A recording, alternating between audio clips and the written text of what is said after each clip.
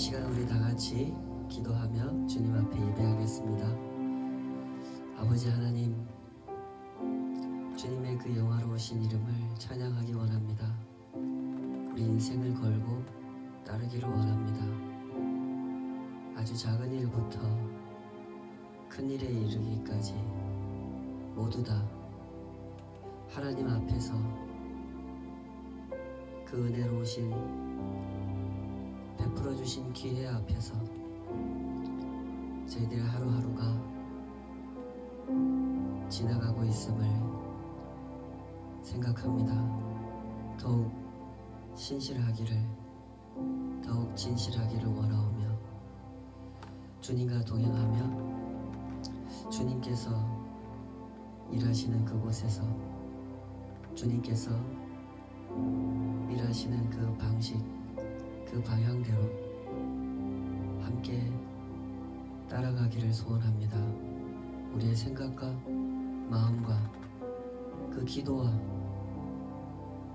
그 모든 소망이 주님 안에 있게 하여 주시옵소서. 주님의 손에 빚어지게 하시고 주님을 예배하는 그 자리, 우리의 노래와 기도와 몸짓과 우리가 수고하는 모든 일을 통해서 언제나 주님을 예배하는 그 자리에 서 있기를 원합니다. 이 시간도 우리가 한 자리에 모이지 못하오나 한 마음으로 그렇게 주님을 예배하기 원하오니 우리 가운데 임재하여 주시옵소서. 예수님의 이름으로 기도하옵나이다. 아멘.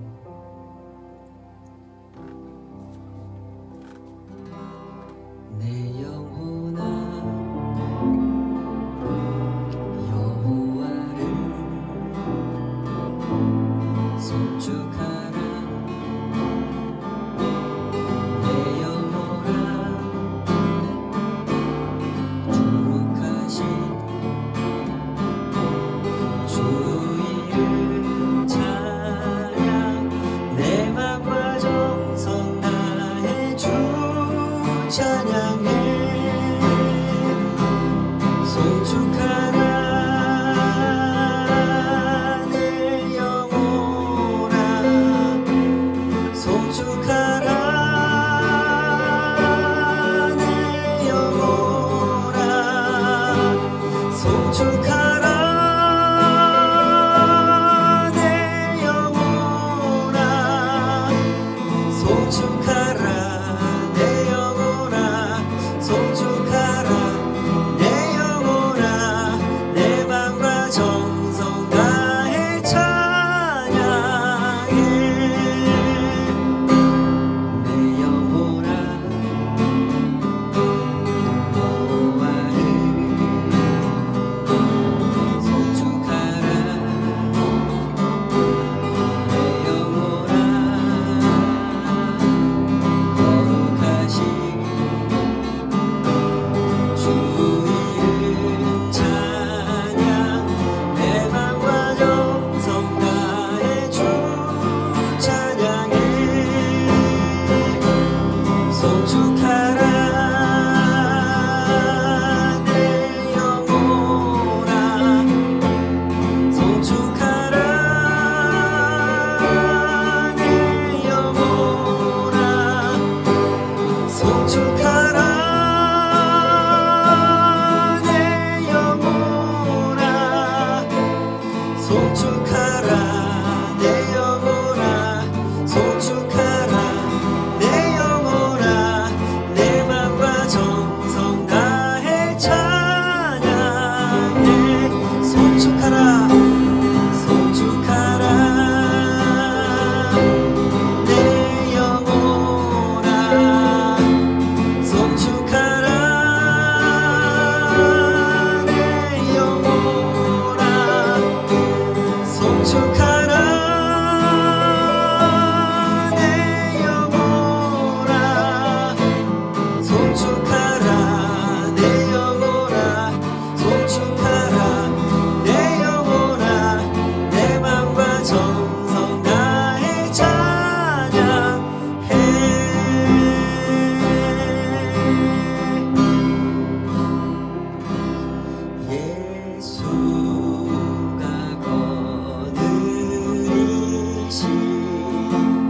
즐겁고 평안하구나.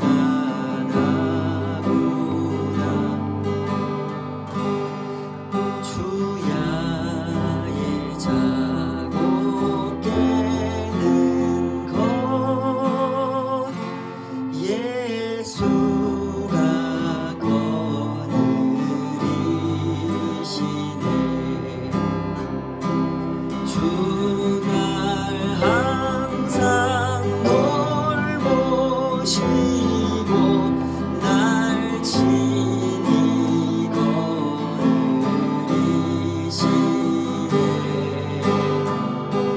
주날 항상 돌보시고 날 친히 거느리시네.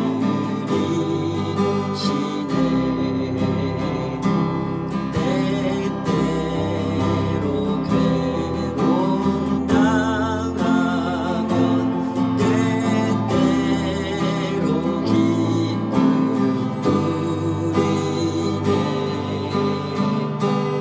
풍파 중에 거느리고 평안할 때 거느리네. 주날 항상 돌보시고 친히 거느리시네. 주날 항상 돌보시고 날 친히 거느리시네. 내 주의 손을 붙잡고 천국에 올라가겠네.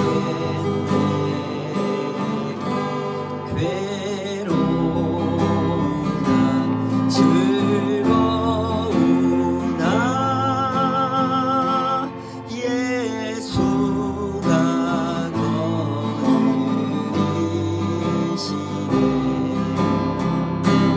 주날 항상 돌보시고 날 친히 거느리시네.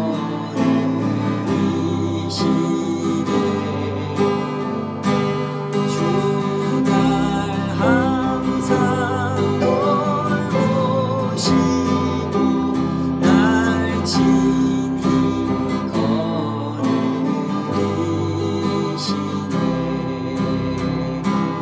이 세상 이별할 때에 지옥의 권세 이기네. 천국에 있을 때에도 예수가 거느리시네. 날 항상 돌보시고 날 친히 거느리시네.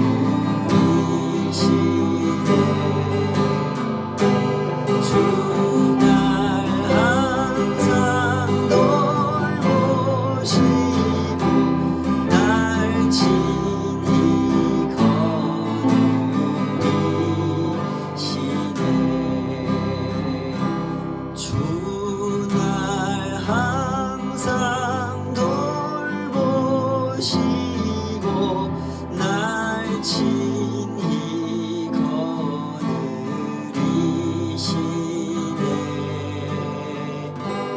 주날 항상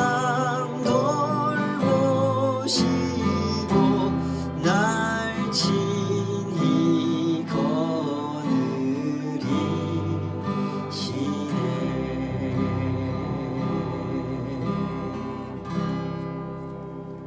우리 시간 합심해서 한번 기도하십시다. 코로나라고 하는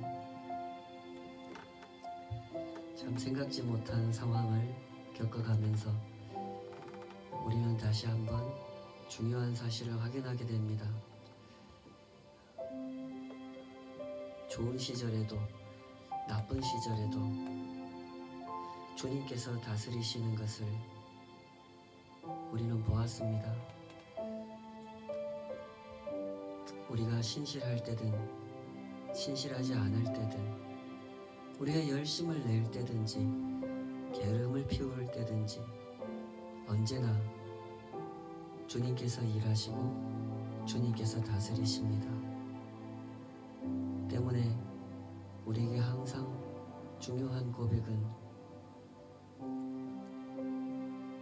그 다스리심 그 아래 살기를 사모합니다. 그 다스리심의 깊이와 높이를 알기 원합니다. 사랑하시면서도 정의로우시면서도 자비로우신 이 세상 모든 죄인을 끌어안으시고도 여전히 넉넉하게 남으시는 주님의 그 넓은 가슴을 주님 저희들이 알기 원합니다. 그러면서도 정의롭지 않은 것을 꾸짖으시고 올바르지 않은 길을 책망하시는 주님의 그 의로우심을 알기 원합니다. 그 선하신 다스리심 아래 생각하게 되기를, 꿈꾸게 되기를, 소원하게 되기를, 그렇게 인생을 온전히 그 선하신 손에 맡겨드리게 되기를 주님 우리가 원합니다. 우리를 다스려 주시옵소서. 힘들 때 징징거리지 않게 하여 주시옵소서. 더 깊은 기도를 배워가게 하여 주시고 더 크신 은혜를 알아가게 하여 주시옵소서. 그렇게 우리의 영혼도 주님의 다스리심 안에서 진실해져 가게 해주시고 깊어지게 해주시옵소서. 우리도 세상을 끌어안고 살 수 있도록, 끌어안으면서도 정의롭게 살 수 있도록 주님 우리를 빚어 주시옵소서. 주님의 손이 우리 각 사람의 삶 가운데 이루신 일들을 날마다 더욱 분명하게 진실하게 알고 누리고 따르게 하여 주시옵소서. 힘겨운 시간이 길어질수록 더더욱 이 기도가 깊어지게 되기를 주님 앞에 간구하오니 주여 우리를 다스려 주시옵소서. 우리 시간 합심해서 같이 한번 기도하시겠습니다. 아버지, 그 선하신 손을 우리가 보았습니다. 그 손의 역사를 찬양하고 그 손의 역사를 더욱 깊이 알기를 원합니다. 너무나 수박과 달기심으로 알아가는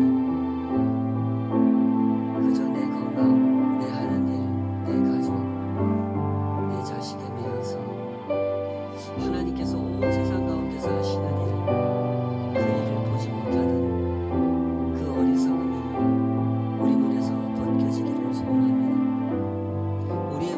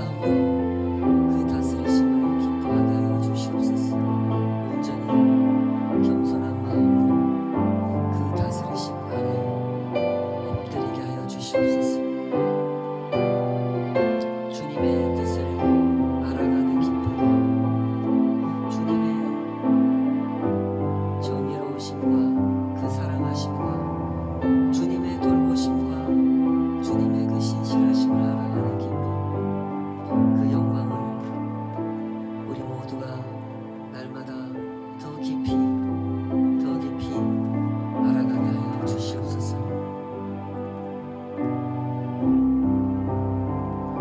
주는 항상 돌보시고 날 친히 거느리시네.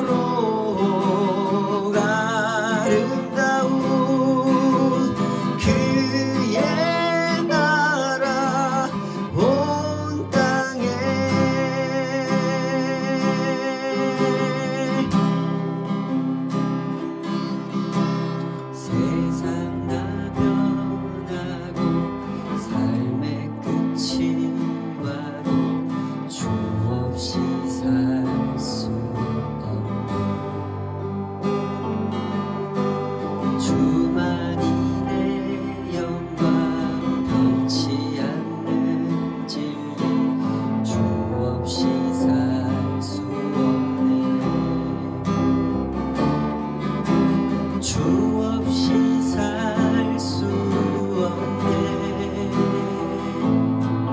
내 주 없이 살 수 없네. 인생의 등대 내 삶의 소망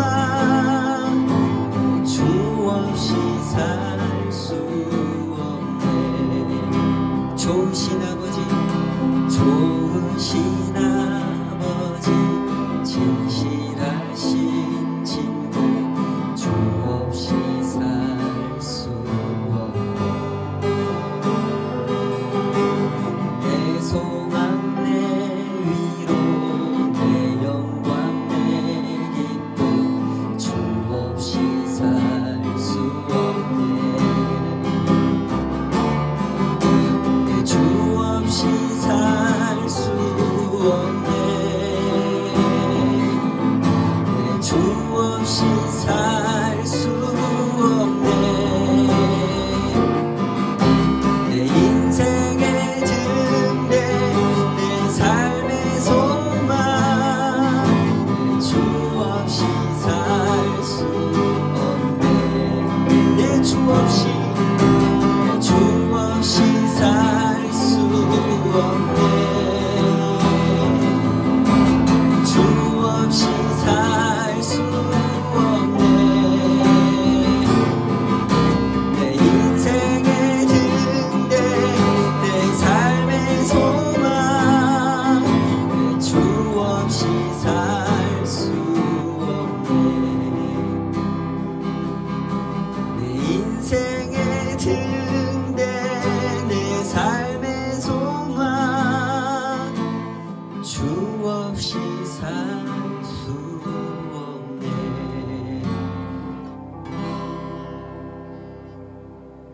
아멘.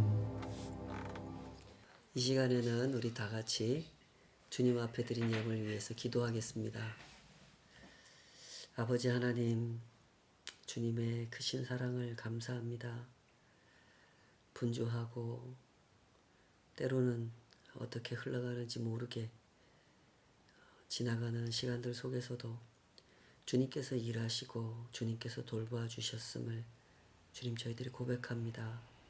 그 은혜 속에서 저희들이 살았고 활동했으며 수고했고 결실을 거두었습니다. 그 모든 것이 주님께서 베풀어 주신 것이며 주님께서 허락해 주신 것임을 고백하오니 그 고백과 소원을 담아 주님 앞에 구별하여 드리는 이 모든 것을 주님 그 은혜 가운데 거두어 주시옵소서. 주께서 기뻐하시는 일들, 주님의 손길을 간절히 필요로 하는 일들, 그곳에 이 복된 것들이 사용되게 하여 주시고 주의 그 은혜가 얼마나 따뜻한 사랑인지 얼마나 영광스러운 돌보심인지 주님께서 허락해 사용되는 그 모든 곳에서 오직 주님의 사랑과 은혜가 증거되고 경험될 수 있도록 주님 복을 내려 주시옵소서. 우리가 주님 앞에 구별하여 드릴 때마다 더욱 하루하루 순간순간 살아온 시간들에 감사가 되새겨지게 하여 주시고 주님께서 맡겨주신 이 모든 것들의 청지기로서 우리가 살아가야 할 삶을 다시금 마음을 다듬고 겸손히 손을 모으고 주님 앞에 가야 할 길을 묻고 한 걸음 한 걸음 그렇게 주님을 따라가는 저희들의 인생길 되게 하여 주시옵소서. 이 모든 일 위에 은혜롭게 역사하여 주시고 주님 앞에 고백하게 하여 주시고 드림으로 사용되게 하여 주신 그 은혜를 감사드리오며 예수님의 이름으로 기도하옵나이다. 아멘. 아멘. 오늘 주신 하나님 말씀은 누가복음 5장 12절에서 16절까지 말씀입니다.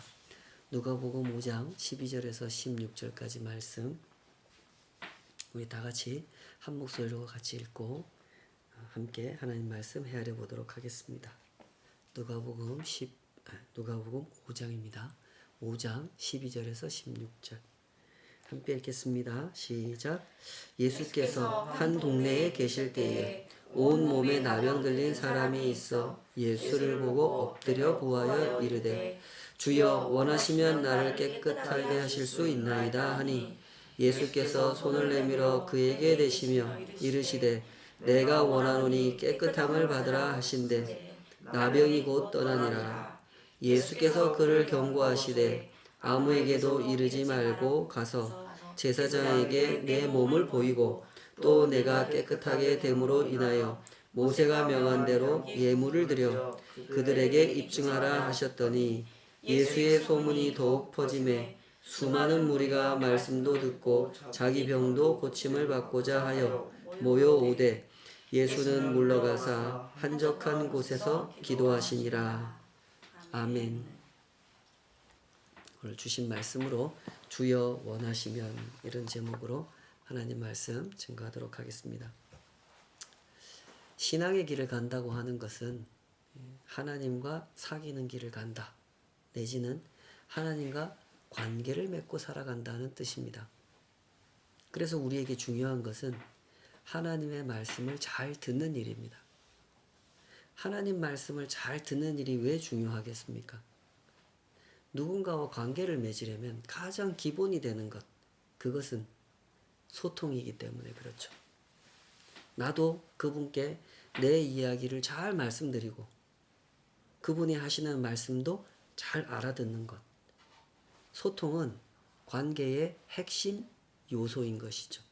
그래서 우리들의 신앙생활은 기도와 말씀, 이 두 가지 경험과 더불어서 이루어지게 되는 것입니다. 그런데 아시는 것처럼 이 소통이라는 것이 참 쉽지가 않습니다. 간단히 말해서 말하는 사람과 듣는 사람의 코드가 다르기 때문에 소통은 생각보다 어려운 것이죠. 갓난아기가 태어났을 때 아기는 아직 말을 할 줄 모르죠. 그래서 울음소리로 자기 의사를 표시합니다. 배가 고플 때 우는 소리와 기저귀를 갈고 싶을 때 우는 소리, 심심할 때 우는 소리와 춥다고 우는 소리가 다 다르다 그러죠. 기억나십니까? 다 다르다고 그럽니다. 이 소통의 언어를 연구하는 학자들이 이런 연구를 해본 적이 있다 그래요. 과연 아이가 우는 소리를 부모는 얼마나 정확하게 알아들을 수 있을까? 부모 중에 엄마가 더 잘 알아들을까? 아빠가 더 잘 알아들을까? 하는 의문을 가지고 실험을 진행하고 결과를 발표했다 그러죠. 결과가 어떻게 나왔을 것 같습니까? 부모가 아이의 울음소리를 알아맞출 확률은 20% 내지 30% 미만으로 나왔다 그럽니다. 아기가 5번 이야기하면 5번 이야기하는 게 아니죠.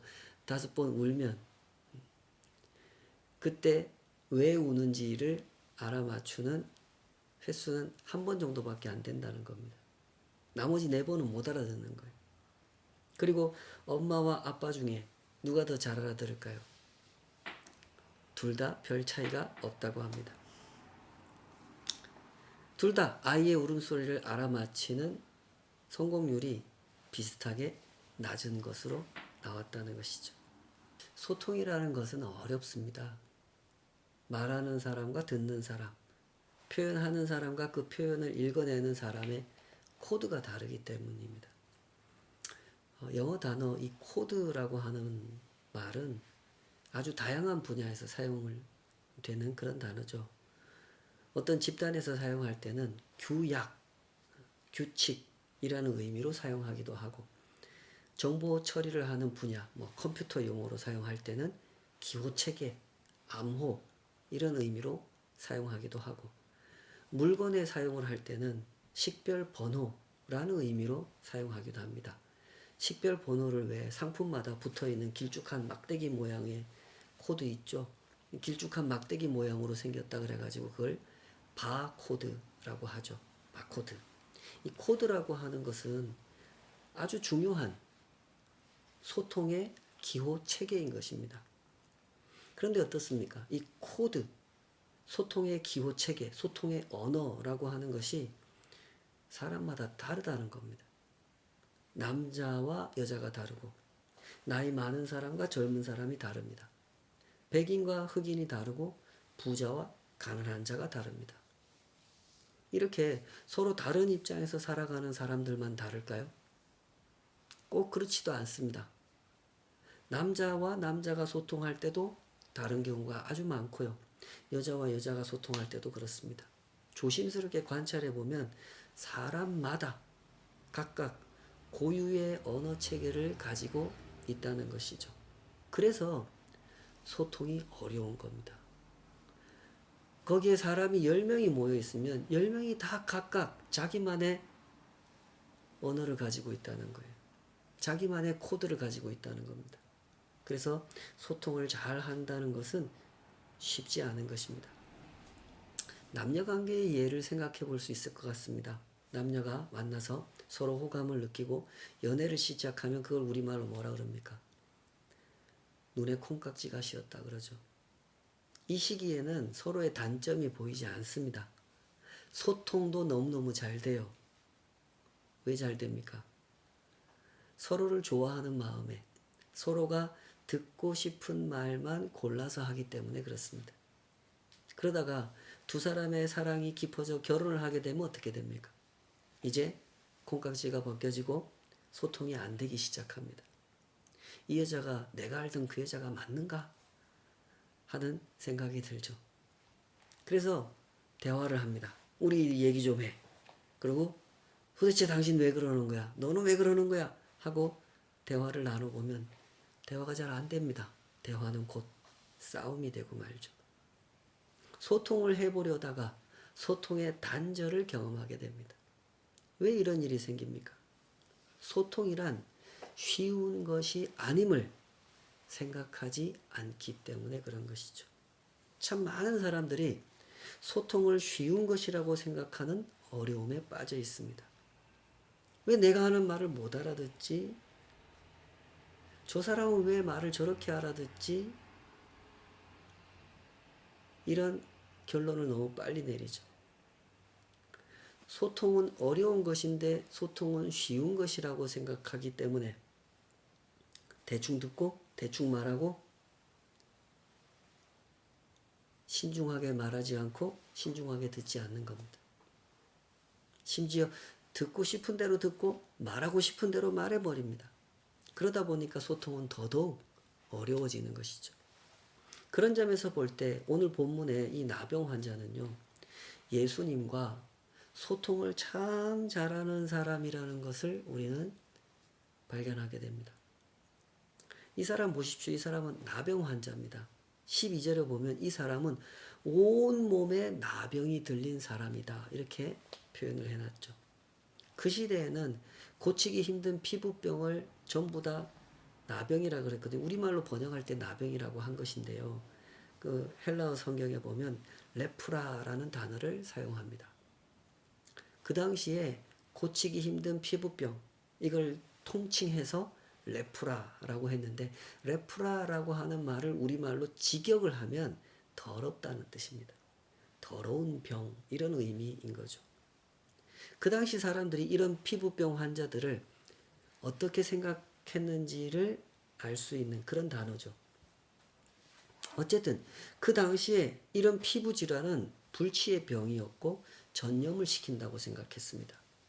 주변 사람들을 종교적으로 불결한 상태로 만든다라고 생각을 했기 때문에 이런 사람들을 격리시키는 조치를 취했던 것이죠. 여기서 잠깐 이 격리 당하는 사람의 심정을 좀 생각을 해보시면 좋겠습니다. 우리가 이제 코로나 때문에 이런 시간을 보내고 있는데요. 혹시 코로나에 감염돼서 격리되어 본 경험이 있으신 분은 이 감정, 이 느낌을 훨씬 더 잘 이해하실 수 있을 것 같습니다. 이 나병 환자는요, 자기 인생에서 상당수의 기간 동안 격리당한 채 살았던 사람입니다. 제가 전에 고등학생 때 그 소록도에 갔던 경험 있었는데 전에 한번 말씀드린 적이 있죠. 저희 교회 성도님들과 함께 소록도에 갔습니다. 소록도는 전라남도 고흥에서 조금 떨어져 있는 섬인데요. 나병 환자들을 격리 수용해서 만들어진 마을이 그 안에 있습니다. 저는 그때 그분들이 살아가시는 모습을 가까이서 볼 수가 있었고 잠시나마 그분들의 일손을 도운 적도 있었는데요. 이렇게 하루 일과를 그분들의 생활을 이렇게 관찰하고 또 가서 대화도 나누고 일도 좀 같이 하고 하루를 보낸 다음에 저녁이 되기 전에 교회당에 다 같이 모였습니다. 교회당에 모였을 때 저희들은 이렇게 회중석에 앉아 있고 그 소록도 교회에 출석하시는 성도님들 몇 분이 한 분 한 분 앞으로 나오셔서 신앙 간증을 들려주셨습니다. 근데 그 이야기를 쭉 듣는 중에 어떤 분이 이런 이야기를 하시는 대목이 있었습니다. 이분은 17살 아주 꽃다운 나이에 어느 날 손바닥에 검은 점이 생기기 시작하더니 점점 커지더랍니다. 읍내 보건소에 가서 검사 절차를 이렇게 쭉 거치고 나서 결과를 받았는데 나병이라고 판정을 받았다는 거예요. 이렇게 저렇게 안내를 해주면서 격리된 시설이 있으니까 거기로 들어가서 치료를 받는 게 좋겠다. 이렇게 결정을 내리게 되고 가족들과 상의해서 이제 떠나기로 날짜를 잡아놓은 겁니다. 하루하루 이제 가족들 품을 떠날 날이 다가옵니다. 이제 내일이면 소록도로 떠나야 되는데 사랑하는 가족들과 헤어져서 살아가야 하는 자기 신세를 생각해 보니까 그렇게 한스럽고 그렇게 서글프더랍니다. 17살 먹은 여학생이 그런 상황을 참 얼마나 서글펐겠습니까? 그런데 더 괴로운 것은 뭐냐면 그렇게 이제 내일이 되면 나는 부모님 품을 떠나야 되는데 그렇게 떠나서 언제 다시 엄마 아빠를 만나게 될 줄도 모르는 내가 이제 내일 떠날 건데 오늘 밤에 엄마를 한번 끌어안고 울어보지도 못한다는 거. 나병에 걸렸기 때문에. 그게 그렇게 서러웠다 그럽니다. 이 세상에 나병을 앓고 싶어서 나병을 앓는 사람이 어디 있겠습니까? 누구나 예기치 못한 질병에 걸리게 되는 것이죠. 그 이후에 겪어야 할 일들을 겪어보지 않은 사람은 알 수가 없는 그런 고통이 이 환자들에게는 따르게 되는 것이죠. 본문에 등장하는 이 나병 환자도 그랬을 겁니다. 그분은 2000년 전 사람이었으니까 지금보다 훨씬 더 의료 혜택을 받지 못했을 것이고 지금보다 훨씬 더 사회적 냉대를 받으면서 고향집을 떠나야 했을 것이고 그렇게 산속 깊은 동굴로 들어가 살았을 겁니다. 그런데 이 사람이 그 격리된 곳에서 나와 예수님을 찾아온 것입니다. 그 대목 우리 다시 한번 주목해서 읽어보실까요? 12절입니다. 누가복음 5장 12절 다시 한번 읽어보십시다. 시작. 예수께서 한 동네에 계실 때에 온몸에 나병 들린 사람이 있어 예수를 보고 엎드려 구하여 이르되 주여 원하시면 나를 깨끗하게 하실 수 있나이다 하니. 여러분 이게 얼마나 엄청난 일인지 아마 기억하실 겁니다. 그 당시에 이스라엘에서는 그 나병 환자는 절대로 격리된 생활을 했어야 했단 말입니다. 만약에 이 사람들이 일반 주민들이 사는 곳에 가까이 접근해 오면 반드시 무슨 일을 당하게 돼 있습니까? 돌팔매질을 당하게 돼 있어요. 그 시대는 그런 시대였습니다. 때문에 신학자들도 이 부분을 좀 이상하게 생각해요. 오늘 본문에 보면 이 사람이 어떻게 따릅니까? 이 사람이 마을에 계시는 예수님을 찾아왔다 그랬습니다. 어떻게 이 사람은 이렇게 할 수가 있었을까요? 낮 시간에 온 동네 사람들이 농가 밭에 나가서 일을 하느라고 동네가 비어 있었기 때문에 그래서 마을에는 예수님 혼자 계셨기 때문에 이 사람이 예수님 찾아올 수 있었던 것일까요? 그럴 가능성이 전혀 없지는 않겠지만 그럴 가능성이 굉장히 낮습니다. 아무리 낮 시간이라고 해도 온 마을이 텅텅 빈다는 거는 거의 어려운 상황이죠. 이 상황은 어떻게 된 영문인지 알기가 어렵습니다. 그러나 분명한 사실은 이 사람이 그 경계선을 넘어서 예수님 앞으로 나아왔다는 겁니다. 틀림없이 비상한 각오를 했을 겁니다. 예수님 앞으로 나아가다가 다른 사람을 만나게 된다면 돌팔매질을 당하게 될 것을 너무나 잘 알고 있었기 때문에 비상한 각오가 없었다면 절대로 이렇게 예수님 만나러 나올 수가 없는 일이었던 거죠. 자, 그의 비상한 각오가 뭡니까? 그의 말을 들어보십시다. 그는 예수님 앞에 엎드려서 뭐라고 말했습니까? 주여, 원하시면 나를 깨끗하게 하실 수 있나이다. 이 사람의 말을 주목해 보십시오. 지금 뭐라 그랬습니까? 예수님, 저 나병 환자입니다. 아시죠? 제가 여기까지 온다는 것은 목숨을 걸었다는 뜻입니다. 아시죠? 저 낫게 해주십시오. 꼭 낫게 해주십시오. 꼭 낫게 해주셔야 됩니다. 제가 목숨 걸고 이렇게 찾아왔다 아닙니까? 라고 말하지 않았죠. 그는 결정하는 권위, 결정의 주권이 예수님께 있음을 고백했습니다. 주여, 원하시면 나를 깨끗하게 하실 수 있나이다. 이렇게 말을 했단 말이죠. 그러자 예수님께서 뭐라고 반응하십니까? 13절 읽어보십시다. 시작. 예수께서 손을 내밀어 그에게 대시며 이르시되 내가 원하노니 깨끗함을 받으라 하신대 나병이 곧 떠나니라. 이 순간 예수님의 말씀은 아주 간결합니다. 나병 환자가 예수님께 드린 말씀을 예수님이 그대로 따라하고 계시죠. 주여 원하시면 나를 깨끗하게 하실 수 있나이다 라고 요청하는 나병 환자에게 내가 원하노니 깨끗함을 받으라 라고 예수님은 대답하셨습니다. 예수님은 이렇게 나병 환자의 태도를 칭찬해주고 계시는 겁니다. 너 참 말 잘했다는 거죠. 하나님의 아들이신 예수님께 나와서 자기의 소원을 아랜다고 하는 것이 무엇을 의미하는지 이 사람은 잘 알고 있었던 겁니다. 때문에 그 사람은 이렇게 표현했던 거죠. 그 말이 너무나 적절하게 잘 표현되었기 때문에 예수님은 이런 방식으로 그의 태도, 그의 언어를 칭찬해 주셨던 겁니다. 태도란 얼마나 중요한 것입니까?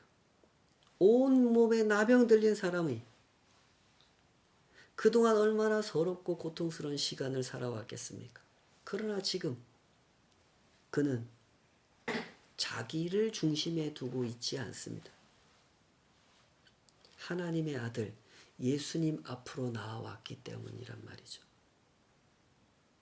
그가 중심에 모시고 보아야 되는 대상이 누굽니까? 예수님이죠. 그래서 말이 이렇게 나오는 겁니다. 주여, 원하시면 나를 깨끗하게 하실 수 있나이다. 소통을 잘한다고 하는 것, 코드를 잘 맞춘다고 하는 것은 이런 것이죠. 내가 누구인 줄 알고 하나님이 누구이신 줄 아는 겁니다. 그분 앞에서 나의 태도가 어떠해야 하는지를 아는 거죠. 그러나 복음서에 보면 이와 다른 사례도 많이 등장해요. 예수님 앞에 나와서 예수님이 누군지를 몰라요. 그리고 그 예수님 앞에 서 있는 자기 자신이 어떤 존재인지 예수님에 비해서 예수님 앞에서 나는 얼마나 작은 자이고 얼마나 죄 많은 인생인지 모르는 사람들 이야기도 많이 등장하죠. 그 중에 마가복음 9장에 보면 자기 아들이 귀신이 들려서 고통을 당하고 있는 것에 대하여 예수님께 도움을 요청하러 찾아온 아버지가 있습니다. 그때 그 아버지가 예수님께 부탁을 하면서 이렇게 말을 한단 말이죠. 마가복음 9장 22절 제가 읽어보겠습니다. 귀신이 그를 죽이려고 불과 물에 자주 던졌습니다. 그러나 무엇을 하실 수 있거든 우리를 불쌍히 여기사 도와주옵소서. 이렇게 말을 해요. 무엇을 하실 수 있거든 우리를 불쌍히 여기사 도와주옵소서. 그러자 예수님께서 뭐라고 하십니까? 예수님께서는 그 아버지를 꾸짖으셨습니다. 마가복음 9장 23절 예수께서 이르시되 할 수 있거든이 무슨 말이냐? 믿는 자에게는 능히 하지 못할 일이 없느니라. 혹시라도 오늘 말씀을 오해하시는 분은 안 계시리라고 믿습니다. 태도가 좋으면 고쳐준다. 이런 이야기를 들려주는 것은 아닙니다. 전에도 말씀드렸다시피 이 코로나 상황에 코로나에 걸려서 생명을 잃으신 분들이 얼마나 많습니까? 그렇게 생명을 잃으신 분 중에는 선교사님들도 계시고요. 신실한 그리스도인들도 계십니다. 코로나에 감염되어 그분들이 사경을 헤맬 때 얼마나 많은 사람들이 간절하게 기도했겠습니까? 그 소식을 들은 전 세계의 선교사들, 전 세계의 목회자들, 전 세계의 성도들이 함께 기도했단 말입니다. 그러나 그렇게 간절히 겸손히 기도했음에도 불구하고 그 중에 상당히 많은 분들이 이 땅에서의 삶을 마감하셨죠. 그러므로 우리는 기도하면 고쳐주신다. 믿음으로 기도하면 고쳐주신다. 간절히 기도하면 고쳐주신다. 태도가 좋으면 고쳐주신다. 이렇게 결론을 내려서는 안 되는 겁니다. 고쳐주시고 안 고쳐주시는 것은 이 사람들의 태도에 달려있는 문제가 아니라 예수님의 주권적인 판단에 달려있는 문제이기 때문에 그렇죠. 예수님과 소통을 잘한다는 것은 이런 겁니다. 예수님이 누구이신지 알고 내가 예수님 앞에 누구인지를 아는 그 지식을 바탕으로 소통을 하는 거죠. 그렇게 코드를 맞추는 것이고 그렇게 겸손하게 나아가는 겁니다. 이 사람의 기도, 이 사람의 소통은 바른 길을 가게 되어 있는 거죠. 소통에 있어서 중요한 게 뭡니까? 바른 길을 가는 겁니까? 내가 원하는 것을 챙기는 겁니까? 예수님께서 왜 귀신 들린 이 아이의 아버지를 책망하셨습니까? 왜 그랬습니까?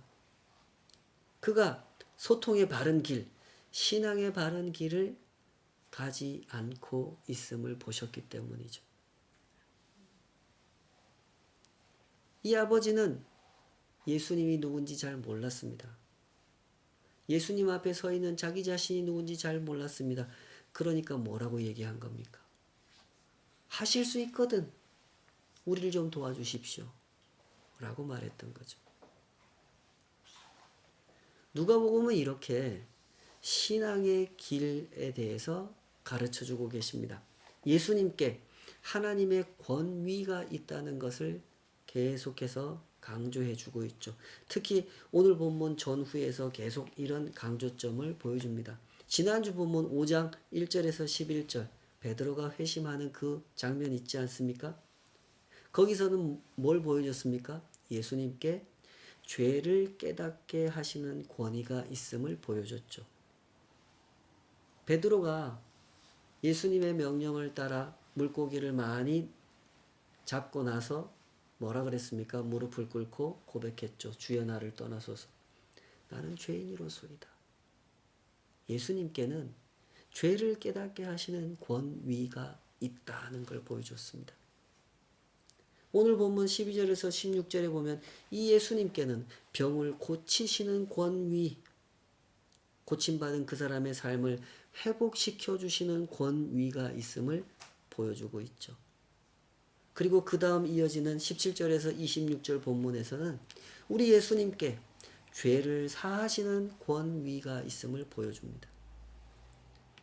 예수님께서 하나님의 권위를 가지고 하신 일이 무슨 일이었는지를 이렇게 계속해서 보여주고 있는 거죠. 예수님의 권위는요, 높은 자리에 혼자 앉아서 휘두르고 그 밑에 있는 백성들을 착취하는 그런 권위가 아니란 말입니다. 높은 자리에 계시지만 그 백성들을 사랑하시고 돌봐주시고 회복시켜 주시는 권위라는 거죠. 예수님은 이와 같은 사실을 가르쳐 주시기 위해서 뭘 하셨습니까? 하나님 나라 복음을 전파하셨습니다. 소통하려고 하셨다 이 말입니다. 예수님은 그토록 간절히 소통하려고 하셨던 겁니다.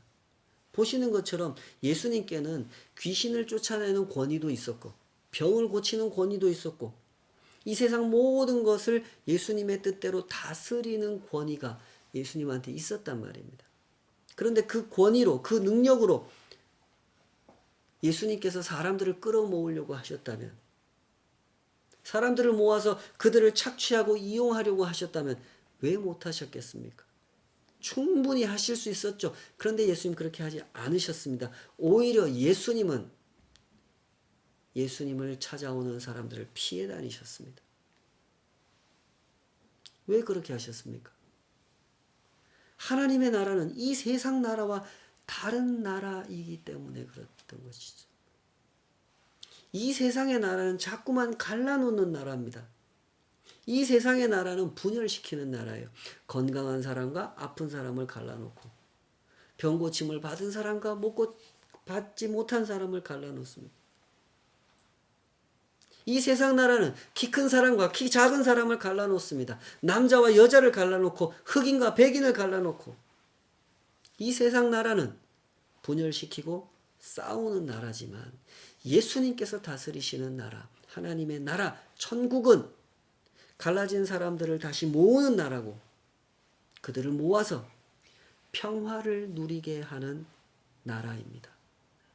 때문에 예수님은 하나님 나라 복음을 전파하셨던 거예요.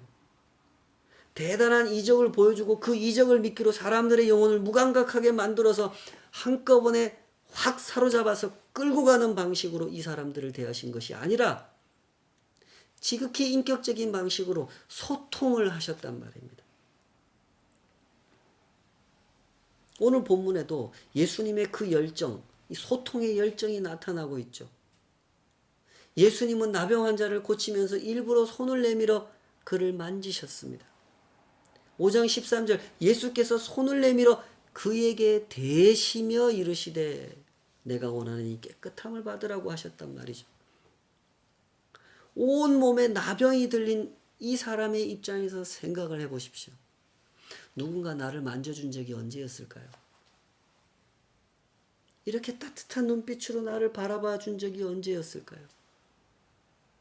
이렇게 사랑스러운 손짓으로 나를 어루만져 주신 그때가 언제였을까요? 그런데 지금 예수님께서 하나님의 권위를 가지신 그분께서 나를 만져주시는 겁니다. 이 나병 환자를, 온몸에 나병 들린 나를 만져주시는 겁니다. 이것이 바로 예수님의 소통이고 예수님의 권위라는 말입니다. 갈라져 살아가던 사람들을 다시 만나게 하시고 단절된 관계를 다시 회복시키는 권위, 소외된 사람을 다시 사랑받게 하는 권위, 하나님의 나라에서 이루어지는 일은 이런 일이라는 사실을 보여주고 계시는 거죠. 부디 이런 소통의 방법을 배워가시기 바랍니다. 말씀의 사람이 되시고 기도의 사람이 되시기를 바랍니다. 물론 이것은 쉽지 않습니다. 그래서 겸손해야 되고요. 그래서 진지해야 돼요. 한 계단씩 한 계단씩 올라가야 되는 겁니다. 잘 알아듣고 잘 말씀드리기 위해서는 겸손하게 성실하게 배워가야만 하는 것입니다. 그럼에도 불구하고 혹시 마음속에 신앙생활하기 참 힘들다, 참 어렵다 이런 생각이 드신다면 이렇게 한번 생각해 보십시오. 하나님께서 나 같은 사람을 상대하시는 일이 힘들까요? 나 같은 사람이 하나님 상대하는 게 힘들까요? 뭐가 더 힘들 것 같습니까? 뭐가 더 대단한 일일 것 같습니까? 이런 질문이 잘 이해가 되지 않는다면 철없는 아이들한테 한번 물어보세요. 너와 엄마 중에 누가 더 힘들 거라고 생각하니? 라고 물어보면 애들이 뭐라고 대답할 것 같습니까? 나 같은 아들이랑 사는 엄마가 더 힘들 거라고 대답을 할까요? 엄마 같은 엄마랑 사는 내가 더 힘들다고 대답을 할까요? 당연히 내가 더 힘들다고 대답하겠죠. 이게 철없는 아이들의 생각입니다. 철없는 성도의 생각도 이와 다르지 않단 말입니다. 하나님을 상대하는 게 얼마나 어려운 건지 아세요? 나 같은 사람을 상대해 주시는 하나님이 얼마나 힘들게 그럼에도 불구하고 그 모든 것을 극복하여 소통의 열정을 발휘하시면서 나를 상대해 주고 계시는데 그건 생각지도 않고 하나님 상대하기 힘들다 라고만 생각하는 거죠. 이 나병 환자는 예수님과 소통을 잘 하는 사람이었습니다. 감히 나 같은 사람이 하나님의 권위를 가지신 예수님 앞에 나와서 무언가를 요청한다고 하는 것이 무슨 뜻인지 그 사람은 이해하고 있었단 말입니다. 또한 예수님 역시 그 나병 환자와 소통을 참 잘해 주셨습니다. 이보다 완벽하고 이보다 영광스러운 소통이 어디 있겠습니까? 내 부모님도 나를 만져주지 못했는데 내가 집을 떠나는 날도 내 손 한번 잡아주지 못했는데 온몸에 나병이 고통당하고 있는 나를 예수님께서 만져주시는 것.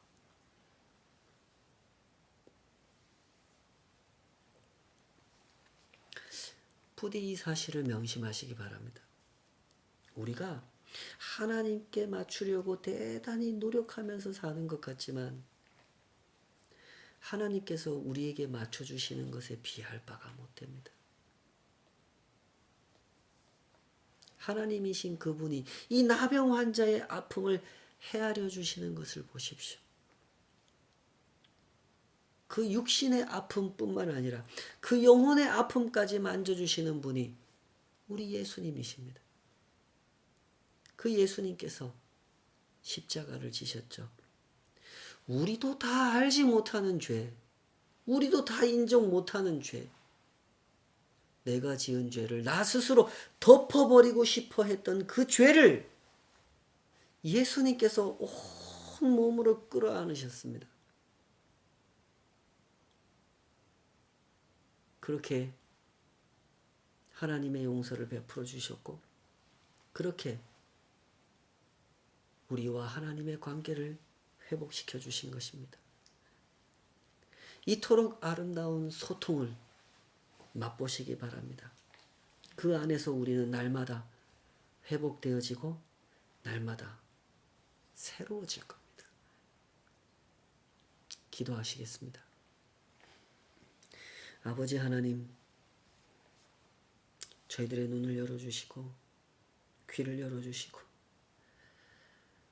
이 좁디 좁은 마음을 열어주시옵소서. 우리는 소통을 잘 못합니다.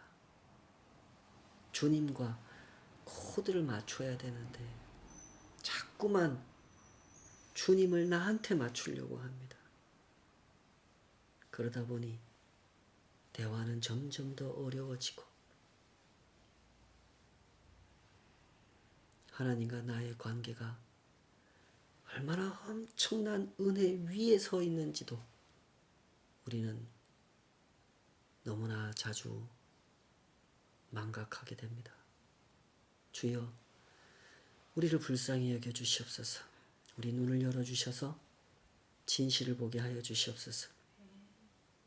나 같은 사람 상대하시는 하나님, 그분의 인내, 그분의 사랑, 그분의 은총이 얼마나 크고 높으신지 그 진실을 보게 하여 주시옵소서. 그리하여 겸손히 성실하게 날마다 배워가게 하여 주시옵소서. 말씀의 사람이 되고 기도의 사람이 되게 하여 주시옵소서.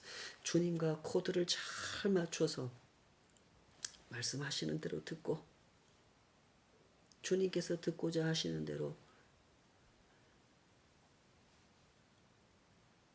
고백하여 드리고 말씀해 드리고 그렇게 주님을 따라가게 하여 주시옵소서. 이제는 우리 주 예수 그리스도의 은혜와 아버지 하나님의 크고 높으신 사랑하심과 성령 하나님의 내주하심과 가르치심과 깨닫게 하시고 결단하게 하시고 사모하게 하시며 주님을 따라가도록 도우시는 그 선하신 손길이 주님 앞에 엎드려 기도하는 사람들, 주님과 잘 소통하는 신앙의 길을 가게 하여 주시옵소서. 라고 기도하는 사람들 삶 위에 이제로부터 영원까지 함께하여 주시기를 간절히 축원하옵나이다. 아멘.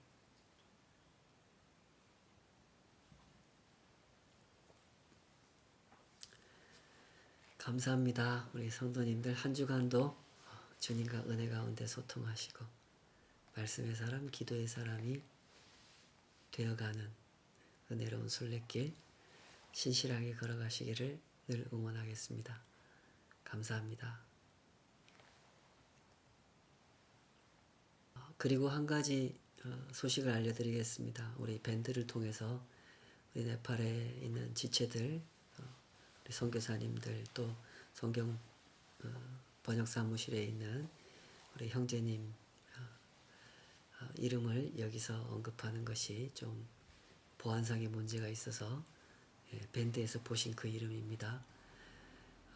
그 형제님이 상당히 코로나에 감염돼서 상황이 좋지 않았었는데 우리 성도님들이 열심히 기도해 주셔서 약을 좀 처방하고 약을 또 구하기가 쉽지가 않았는데요. 초기에 열심히 이렇게 약을 잘 구해가지고 약을 복용하고 잘 이렇게 추스리면서 지금은 굉장히 좋아진 상태라고 합니다. 물론 이제 다 치료가 끝난 것은 아니기 때문에 조금 더 지켜봐야 되기는 합니다만은 어쨌든 중간 소식 알려드립니다. 많이 좋아졌다 그럽니다. 여러분 계속 기도해 주시고요. 아무쪼록 주님의 일 감당하는 모든 종들이 더욱 주님의 돌보심 가운데 모든 어려움들을 잘 극복해 나가고 그것을 극복하는 과정마다 더욱더 깊은 하나님의 섭리를 배우고 깨닫고 또 증거하는 그런 은혜가 있도록 기도해 주시면 좋겠습니다. 감사합니다.